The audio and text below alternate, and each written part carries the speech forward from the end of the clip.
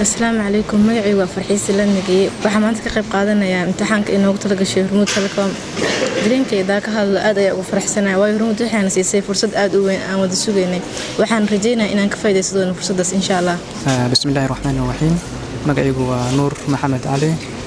kana mid ah ardayda imtixaanka maanta oo fadhiisanaysa ay qaadayso hay'adda Hormuud Foundation waxaan rajaynayaa insha Allah inaan ku gaari doono isla markaana aan ku guuleysan doono minxooyinka ay bixinayso hay'adda insha Allah بسم الله السلام عليكم ورحمة الله وبركاته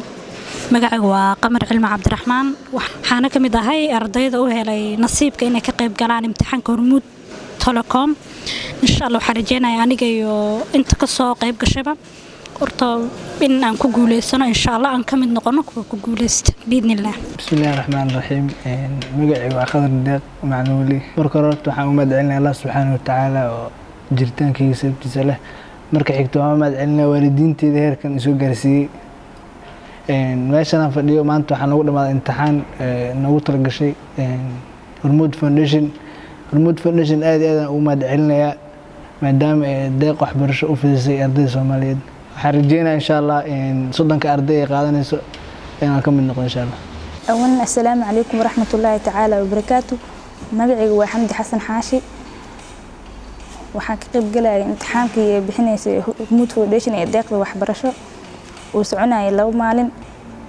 wuxuuna bilaabay maalinta Talaadada wuxuuna soo gabagaboway maanta Arbacada waxaan ka rajeeyo doonaa jiinta fiican duu Ilaahay idmo waxaa kale oo mahad celinayaa Hormuud Foundation bismillaah anigu magacaygu Ibraahim Mir Salaad waxaan kamid ah ardaydii shalay iyo maanta u socday imtixaankii ay qaaday deeqda waxbarasho Hormuud Telecom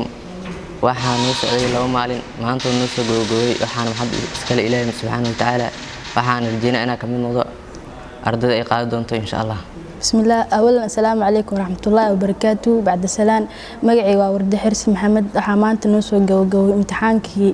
سكولرشيب كي بحينيس شركة هرمود فونديشن آدي هذا وفرح سنة إنا امتحانكاس كقيب قالو امتحانكاس والله برسعوناي شالو 3 إيد يمانتو 4 الله سبحانه وتعالى يا مهد اسكاله وينوسو جبجي امتحانكاس وحاسدو كلو مهد علينا يا أمان قارن اسو جيدي دونا شركة هرمود فونديشن oo deeqda waxbarasho oo deeqday بسم الله magacay waa Sumayn Maxamed Daahiye waxa kamid ah ardayda ka qayb qaadanaysa examka ee qaadaysa Hormuud Foundation examkaas oo socday Talaado iyo Arbaco maanta ayaan noo soo ilaaday alxamdulillah waxaan ku galeynay maadooyin kala duwan insha Allah inta ka qayb qaadatay aniga waxaan rajaynayaa guul bismillahir rahmaanir rahiim alxamdulillahi rabbil alamin wal aqibatu lil muttaqin wala adana illa ala zalimin